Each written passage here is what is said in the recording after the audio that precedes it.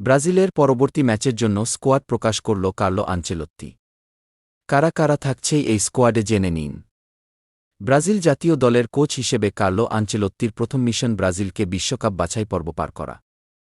CONMEBOL অঞ্চলে এখন তারা আছে চতুর্থ স্থানে। বাংলাদেশ সময় জুনের ৬ তারিখ ইকুয়েডরের বিপক্ষে অ্যাওয়ে ম্যাচ দিয়ে যাত্রা হবে আনচেলত্তির। এরপর ঘরের মাঠে ম্যাচ ১১ তারিখ। ব্রাজিলে নিজের প্রথম ২ ম্যাচের জন্য এখন থেকেই আনচেলত্তি কাজে নেমে পড়েছেন বলে জানিয়েছে ব্রাজিলের একাধিক গণমাধ্যম। অনেকের ভাষ্য, এরই মাঝে নাকি প্রাথমিক স্কোয়াডও নির্ধারণ করে ফেলেছেন ইতালিয়ান এই কোচ। এরই মাঝে নতুন তথ্য হাজির করেছে টিএনটি স্পোর্টস ব্রাজিল।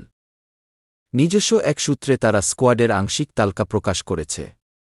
সংস্থাটির প্রতিবেদনে বলা হয়েছে, এই প্রাথমিক তালিকায় প্রাথমিক ৮ জনের মধ্যে ফ্ল্যামেঙ্গো থেকে আছেন Leo Ortiz, Danilo, Alex Sandro, Wesley, Gerson এবং পেদ্রো।